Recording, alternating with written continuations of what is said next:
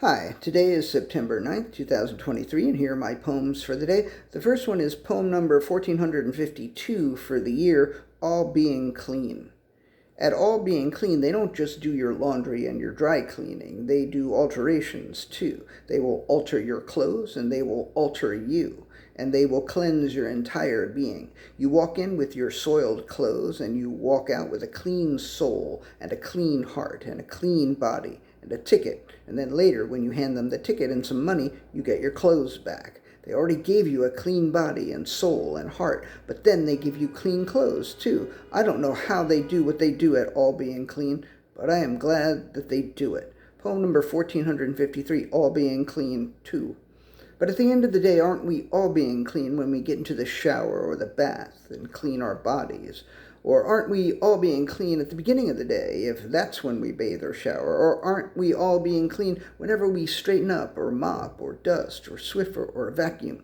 All of us are all being clean at various times during the day, or at least I hope we are. Poem number 1454, The Difference. The difference is that the people at All Being Clean clean all day, or at least that is the implication. They launder and they dry clean all the livelong day. At All Being Clean, they are all being clean until closing, unless they run out of things to clean before closing time. But I bet that when they are not all being clean, they aren't all being unclean. They are either all being clean or they are just being. But I don't believe they are ever all being unclean. Poem number 1455, All Being Unclean. But what about the goddamn fucking slobs who never clean anything ever? What about people who are all being unclean? We're all being clean when we wipe our asses. What about the people who never do that? I hope you wipe your ass unless you're a baby or incapacitated or otherwise unable, in which case I hope someone is doing it for you. Red Fox said you got to wash your ass, and Red Fox was right. You got to. When Red Fox did his stage show, he was all being unclean, but he was never unclean in the fucked up way. He was never all being unclean when it came to washing his ass. Poem number 1456, All Being Clean 3. I want to be clean with all of my being. I want all of my being to be all being clean, except when I don't, and I want to be dirty. Sometimes when I'm flirty, I'm not at all being clean. But I've never been to Burning Man, but I understand it can get very dirty. It can get quite unclean. So if I found myself at Burning Man, I probably wouldn't try to stay clean. Or when camping in general, I mean, what's the point? I've never been to a sex club either, or have I? I don't think so. And you would think I would remember. But the point is, there are times when it's such a Sisyphean task to be all being clean that it's probably best not to bother trying. Just surrender to the state of not being all being clean and accept that you're going to be somewhat unclean for the time being. But generally speaking, when I'm not camping or taking a mud bath or at Burning Man or a sex club, I want to be clean. I want all of my being to be all being clean. Poem number 1457, Clean Bean.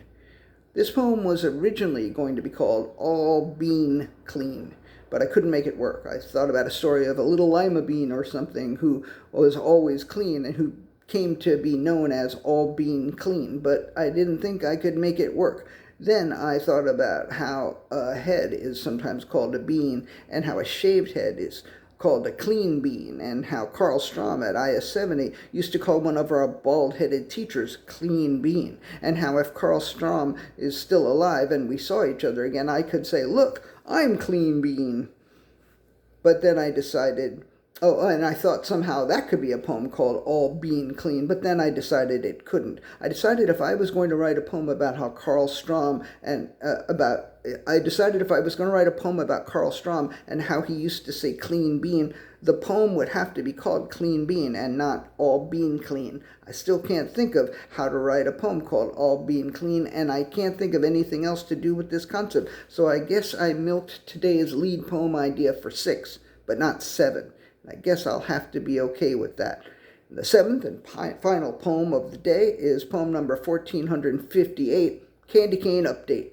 The candy cane is back in the kitchen. Yesterday, as I was writing the poems, I was thinking, it's a shame that I'm not doing this tomorrow, because tomorrow is a Saturday, and Saturday is a 7-poem day, and I could easily squeeze 2 more poems out of this candy cane concept.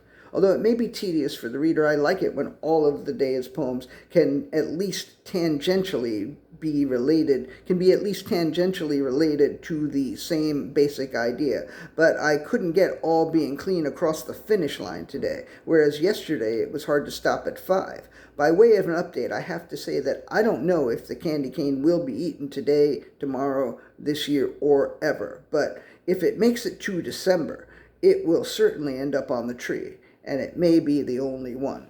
All right, thank you. I appreciate you. That's 7. It's a little long today, based on current trends, but you know what? I'm not dissatisfied, and I hope you aren't either. I appreciate you. Thanks.